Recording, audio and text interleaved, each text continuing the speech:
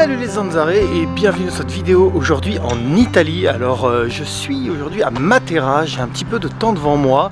C'est assez rare en plus parce que je suis en voyage organisé et du coup mes passagers passent la journée aujourd'hui dans cette ville. D'habitude c'est souvent une visite le matin, une visite l'après-midi, donc j'ai le temps de vous faire que des shorts. Mais aujourd'hui j'ai un peu de temps devant moi, du coup je vais en profiter pour aller visiter cette ville. J'étais venu dans les Pouilles, vous savez quand j'ai fait ma vidéo sur Albero Bello, d'ailleurs je vous mets le petit lien là. J'avais fait cette ville de Matera, mais c'est vrai que là les bus touristiques, vous voyez derrière moi, ils sont tous garés au même endroit, au pôle intermodal, c'est un petit peu en extérieur de la ville. Donc comme j'avais eu qu'une demi-journée, j'avais pas pu aller dans le centre, mais là visiblement, alors il y a peut-être même une gare qui est juste à côté qui va peut-être me permettre de pouvoir justement aller plus facilement en ville ou peut-être d'y revenir parce que j'aimerais bien y aller à pied. Donc écoutez, c'est parti, je vous emmène aujourd'hui visiter cette ville italienne. Nous interrompons votre programme pour un chien qui pète. C'était vraiment très intéressant.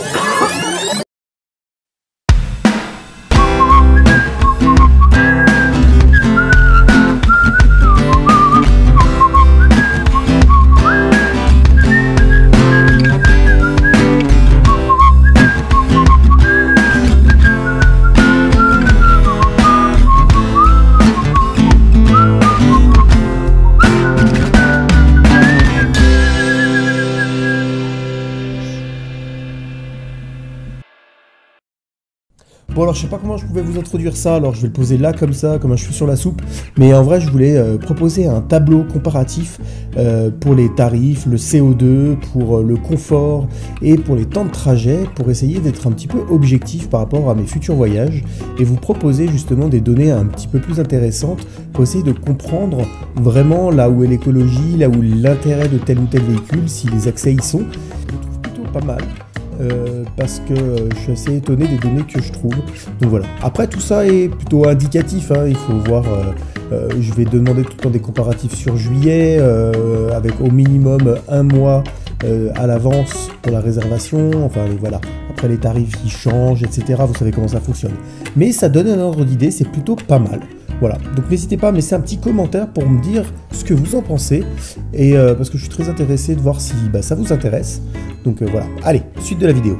Bon alors, moi je vais monter à pied, mais par contre j'ai quand même pris les renseignements. Le positif c'est que pour aller donc au central, il y a 1,30 €. Donc alors ça c'est vraiment pas le bout du monde, de toute façon les trains en Italie sont pas hyper chers. Là c'en est la preuve. Elle m'a expliqué un truc parce que là je pensais que ça m'intéressait là tout de suite, mais en fait ça m'intéressait pas. Mais bon, elle m'a expliqué qu'il y avait des travaux sur la ligne qui mène à Bari qui seront finis en septembre 2025. Ce qui est bien, c'est qu'il y a un train qui vient de Bari. C'est ça surtout qu'il faut noter, c'est que effectivement vous pouvez venir sans votre bagnole jusqu'ici sans aucun problème pour venir visiter cette ville et faire cette région. Dernier point positif, c'est que sur ce pôle intermodal, il y a une personne qui est là en permanence pour l'accueil, pour l'explication. Alors la pauvre, elle doit s'emmerder parce qu'elle n'est vraiment pas un chat, mais par contre elle est très sympa et elle peut vraiment prendre le temps de vous expliquer un petit peu le tout. Et voilà. Et du coup, moi j'ai décidé de me rendre en ville à pied.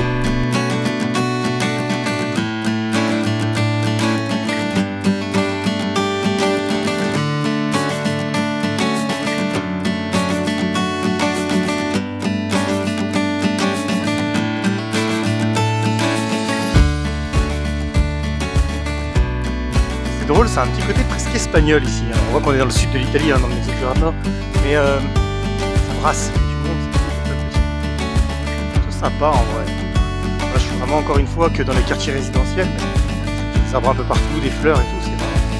ça a son charme. Par contre, l'école là, c'est quoi? C'est une école maternelle? Ça fait peur, hein. Voilà, Polizia Stradale. Ça doit être un des corps de police italiens dans le sud qui est le plus sollicité. Vraiment des conditions difficiles. Mais ces hommes ont également une autre mission. Le plus important dans cette voiture, c'est qu'elle permet de faire du transport d'organes. C'était vraiment très intéressant. Par contre, je viens de me rendre compte que la ville est vachement en surplomb. Vous voyez, je peux encore zoomer, hein. On est vachement en hauteur en fait ici. Je peux peut-être même m'approcher. À voir. Est-ce que je peux aller juste vite fait là-bas? Ah non, il y a des barrières qui m'y empêchent. Je vais quand même m'approcher pour voir si je peux vite fait faire un petit point de vue quand même pour vous montrer. C'est vrai que c'est assez flagrant.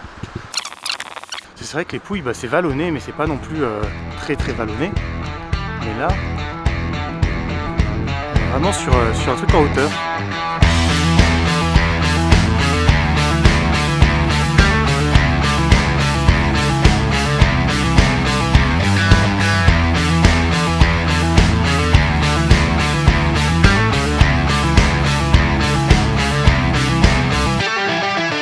Bon, pas évident à trouver, mais je vous ai trouvé de quoi vous montrer la vue là derrière. Je suis passé derrière une église là, qui vient de la planète Zorg et d'un terrain de foot à moitié abandonné, tondu mais assez bizarre. Et en fait, il y a un trou dans le grillage. Et en fait, je crois que j'ai vu sur un truc là. Putain, attends. En fait, je voulais vous montrer la vue, mais je crois que j'ai trouvé mieux. Faut juste pas que je me pète la gueule. Waouh, ah ouais.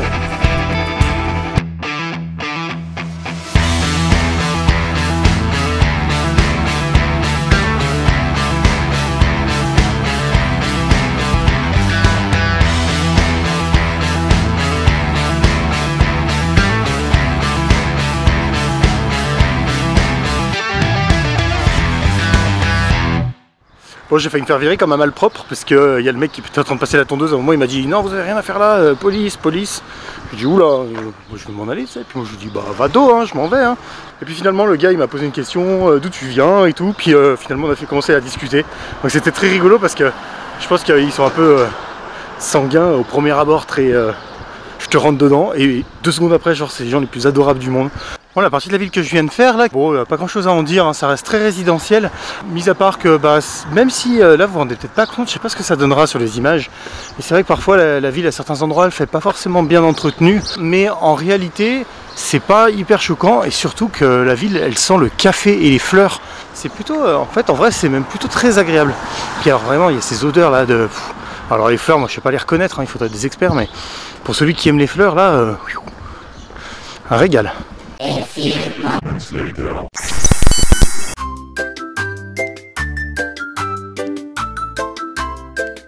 Bon, petit problème aléa du métier, j'ai un problème avec la caméra, donc là maintenant je vous filme avec mon téléphone.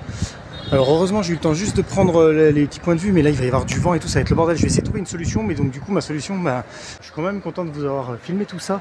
J'espère que ça va pas être la fin de la vidéo, je vous tiens au courant. En vrai c'est hyper frustrant de manquer de matos comme ça. Ah, c'est quoi ça? Ah, ça doit être l'armée de chasse. Oula oui, vu le bruit que ça fait, c'est l'aviation de chasse. Et c'était bizarre mélangé avec le doux bruit des mobylettes. Les deux en même temps, ça faisait trop bizarre, ça faisait une mobylette à réaction. Vous êtes satellisé. Je me demandais ce qui se passait. Bref, ouais, donc je disais, c'est assez frustrant finalement de voir que de pas avoir le matos qu'il faut là pour pouvoir filmer comme il faut. Donc bah écoutez, j'espère que vous m'en voudrez pas trop. Je sais pas, j'ai envie de continuer à filmer malgré tout. Donc ça fait partie des aléas, je vais faire avec.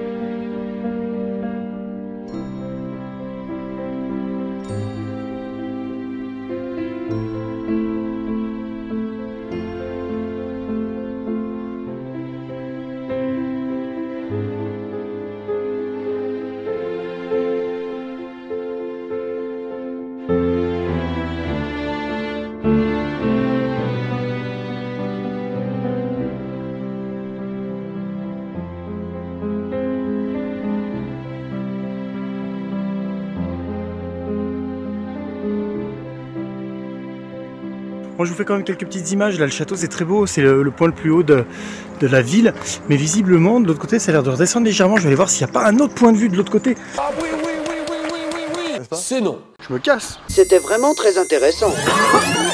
Bon, j'ai réussi à relancer la bécane, mais pour combien de temps je sais pas.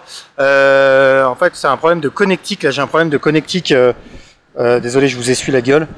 J'ai un problème de connectique au niveau du branchement de la batterie, parce qu'en fait j'utilise des batteries externes sur la caméra, parce que j'ai pas les moyens de m'acheter des vraies batteries pour pouvoir les interchanger, sauf que je suis en train de niquer la prise je crois.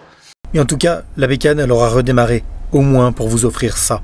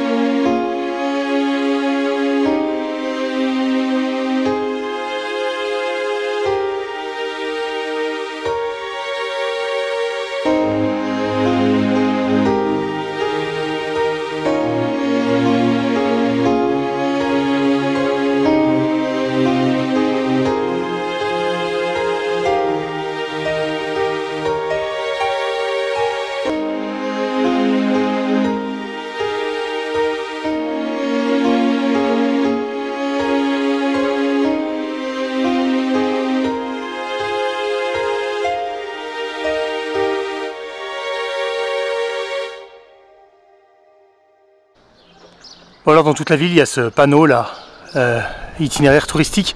Alors regardez bien, parce qu'il y en a vraiment partout dans la ville. Et en fait, il est très intéressant. Pourquoi? Parce que en gros, en fait, vous voyez, c'est très pentu. En fait, tout le tour, c'est très pentu, sauf que c'est très touristique. Et du fait que ce soit très touristique, bah, les habitants, ils ont mis des grillages à certains endroits pour pas qu'on ait accès à certaines routes. En fait, si vous voulez, l'itinéraire touristique va vous permettre de vraiment faire la visite de la ville sans être embêté, je dirais, par ces grillages, parce que le problème c'est que moi plusieurs fois j'ai voulu me dire oh, je vais passer par là et tout, je m'en fous, et puis finalement bah, je me suis retrouvé en face de grillage, donc du coup bah, j'étais un peu comment dire, j'étais pris au dépourvu puisque j'ai dû faire demi-tour et remonter les escaliers, donc finalement j'ai monté énormément d'escaliers pour pas grand chose. Et en plus j'ai vu un endroit avec un accès ascenseur quand même. Ah, ils savent comment appâter, hein. Ah, évident. Et maintenant petit cours d'histoire. Bon alors maintenant vous vous taisez. À Matera, pas besoin d'architecte ni de permis de construire. Une pioche, un mur, un trou et hop, t'avais une maison. L'urbanisme version troglodyte? Creuse d'abord, demande jamais. À Flandre-Ravin, sur le versant ouest de la Gravina, s'est lentement façonnée au fil des siècles l'agglomération de Matera. Dès le Moyen-Âge, les habitants commencèrent à creuser dans la roche tendre, le tuf, pour y aménager des habitations. De l'extérieur, on n'apercevant souvent qu'une façade de pierre simple percée d'une porte et d'une petite fenêtre. Derrière ce modeste décor se cachait un monde souterrain, un espace taillé à même la roche, prolongement naturel de la colline elle-même. Les maisons troglodytes, appelées sassi, ne vivaient pas isolées. Elles se rassemblaient autour d'une cour commune où la vie se partageait. On y échangeait des nouvelles et des ragots, on y travaillait parfois et surtout, on y puisait l'eau d'une citerne collective creusée elle aussi dans la pierre, alimentée par l'eau de pluie tombée sur les hauteurs du plateau. Au fil du temps, l'habitat s'est densifié, complexifié. Certains sassis étaient devenus aussi grands que des palais de la Renaissance, ayant 2 voire 3 étages, dont les fondations s'enfonçaient profondément dans les flancs du ravin. Ces palais abritaient non seulement des pièces à vivre, mais aussi des caves, des citernes privées, de vastes cavités utilisées pour conserver ou stocker les aliments. L'ensemble formait une ville presque invisible, comme incrustée dans la roche. Un labyrinthe vertical de ruelles étroites et d'escaliers abrupts. Sur plusieurs niveaux, parfois jusqu'à une dizaine, les maisons s'empilaient sur d'anciennes grottes naturelles ou creusées à la main, créant un tissu urbain unique au monde, mêlant architecture et géologie dans une harmonie brute et organique. En tout cas, dans ces contrées isolées et rurales, vivre à Matera n'était peut-être pas un choix de vie. C'était peut-être juste la seule option quand t'avais plus de roches que de revenus. C'était vraiment très intéressant. Bon, par contre derrière la ville là-bas il y a une campagne qui a l'air quand même assez intéressante. Je pense que c'est lié d'une certaine manière à la ville. Je vais faire 2-3 petites recherches, mais par contre ce qui est sûr c'est que la prochaine fois que je viens par là, je vais là-bas dans le trou au fond voir ce qu'il y a. Bon et bien me voilà de retour presque à mon point de départ à la fin de cette visite de Matera, cette magnifique ville de Matera. Alors je vous la fais bref, j'ai encore de nouveau des problèmes de caméra. Bon, ça a été le point négatif de la journée, mais ça personne n'y est pour rien, enfin c'est de la mécanique, c'est un peu chiant, je verrai mise à jour, pièces de rechange, je sais pas encore, mais bon bref. En tout cas la ville de Matera en elle-même, rien de zinzin dans la ville elle-même, mis à part bon, toutes les communautés dont vous aurez besoin. Si par exemple vous faites ça en vélo ou à pied par exemple, j'ai vu des gens, ils avaient des godasses, je pense qu'ils ont fait quelques kilomètres à pattes. Donc voilà, c'est un point où vous trouverez hôtel, magasin, etc. Tout ce qu'il faut pour vous rassasier, vous réparer, vous coucher si vous avez besoin, vous doucher si vous puez vos morts. Voilà. Après la ville, par contre, touristique, la petite ville touristique, désolé je vais un peu vite, magnifique. Hein. Moi j'ai rarement vu quelque chose d'aussi beau. Hein. Alors faut avouer que la dernière fois j'étais passé à côté, et je suis passé à côté de quelque chose. C'est d'une beauté sans nom, vous avez dû le voir sur les...